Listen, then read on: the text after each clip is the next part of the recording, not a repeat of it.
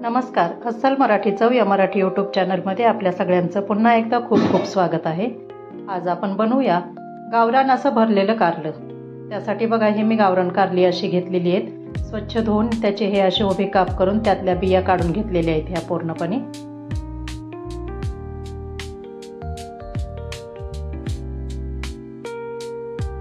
आणि या कारल्यामध्ये भरण्यासाठी ही चिंच घेतलेली आहे. ज्या पद्धतीनं आज हे कारलं करून दाखवणार आहे त्या पद्धतीनं जर तुम्ही केलं तर कारलं हे अजिबात कडू असं होत नाही. बघा या चिंचामध्ये थोडंसं मीठ टाकूया आणि चिंच आणि मीठ मिक्स करून आपण या कारल्यामध्ये छानपैकी भरून घेऊ. हे या पद्धतीनं कारल्यामध्ये असं चिंच आणि मीठ भरलेली आहे.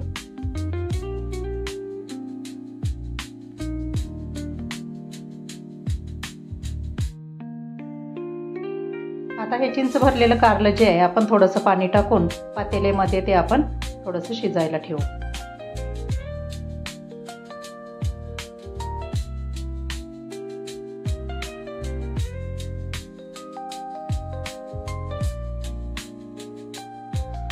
कारलं शिजायला ठेवत असताना वरती झाकण ठेवू आणि त्याच्यावर थोडंसं वजन ठेवू आपण, म्हणजे आतमधली वाफ जी आहे ती बाहेर जाणार नाही. या पद्धतीनं आपण कारलं शिजवून घेतलं ना, कारलं आपलं अजिबात कडू होत नाही.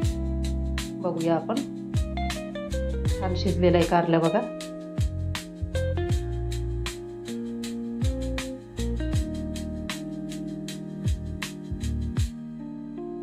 आता या कारल्याच्या फोडी आपण बाहेर काढून घेऊ. चिंच काढू आणि कारल्याच्या फोडी एकत्र करूया.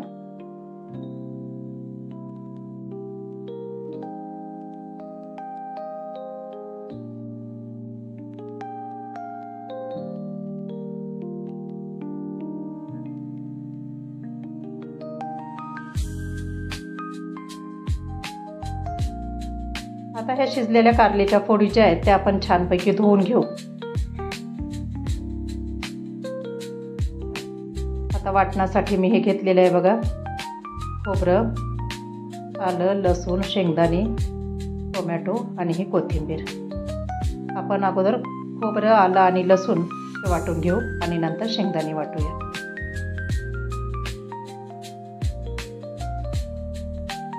कोथिंबीर टाकू याच्यामध्ये.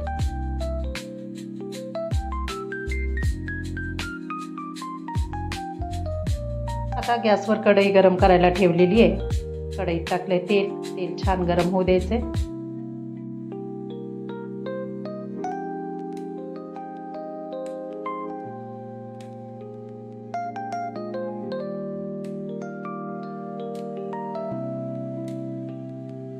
आता हे गरम झालेल्या तेलामध्ये मोहरी आणि जिरे टाकून घेऊ.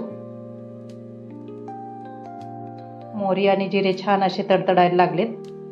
आता टाकू आपण त्याच्यामध्ये चिरलेला टोमॅटो. त्याला परतून घेऊया. टोमॅटो मऊ होईपर्यंत आपल्याला परतून घ्यायचे चांगले.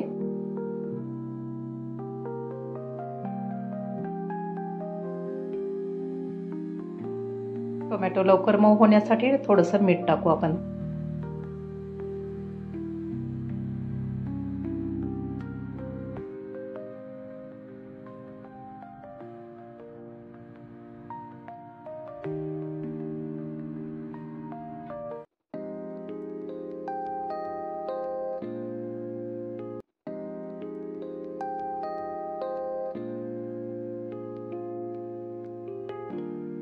टोमॅटो छान असे मऊ होत आहेत, बघू शकता तुम्ही.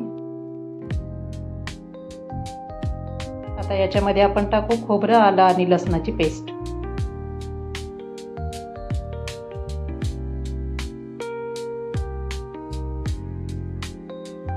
खोबरं आपण काही भाजून घेतलेलं नव्हतं, त्याच्यामुळे आपण हे तेलामध्ये छान असं फ्राय करणार आहे.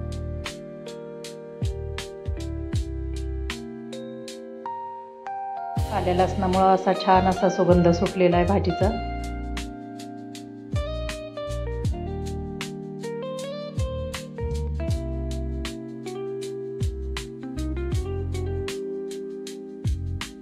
टोमॅटो तर किती विरघळलेले आहेत आणि तेल पण छान सुटायला लागलेलं आहे आता.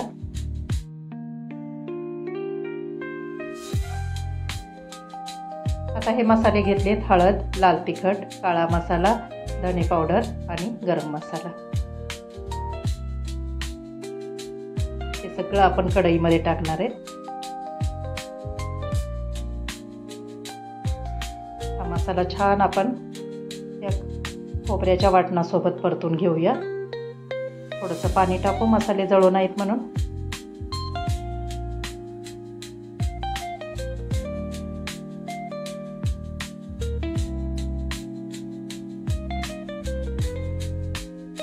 मस्त तेल सुटलेलं आहे.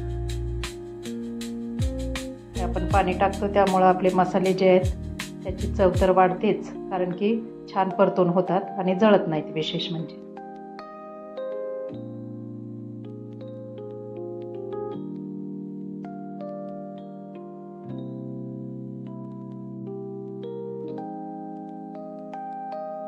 एकदम छान हे मिश्रण झालेलं आहे.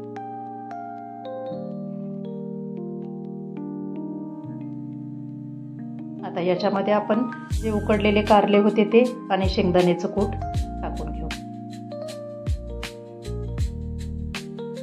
छान मिक्स करून घेऊ.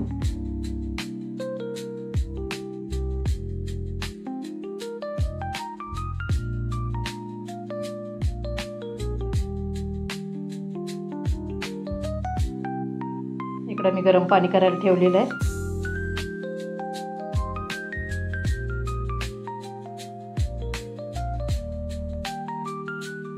गरम पाणी टाकूया आपण याच्यात.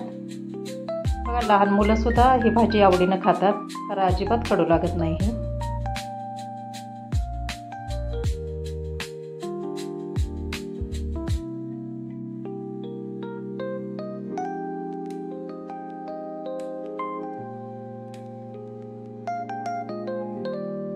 भाजी जास्त आपल्याला पातळ नाही करायची.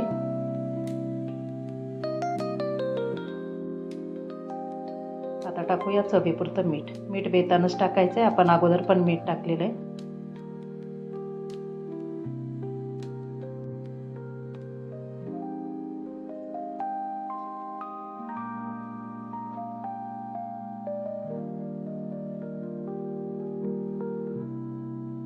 छान. आता वरून टाकू कोथिंबीर.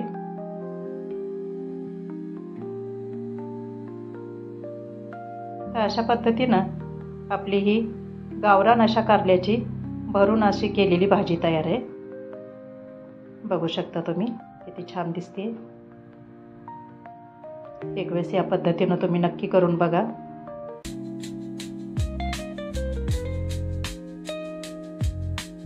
तर माझी ही रेसिपी तुम्हाला कशी वाटली ते मला नक्की कमेंट करून सांगा. व्हिडिओ आवडला असल्यास लाईक करा, शेअर करा आणि चॅनलवर नवीन असाल तर सबस्क्राईब करा.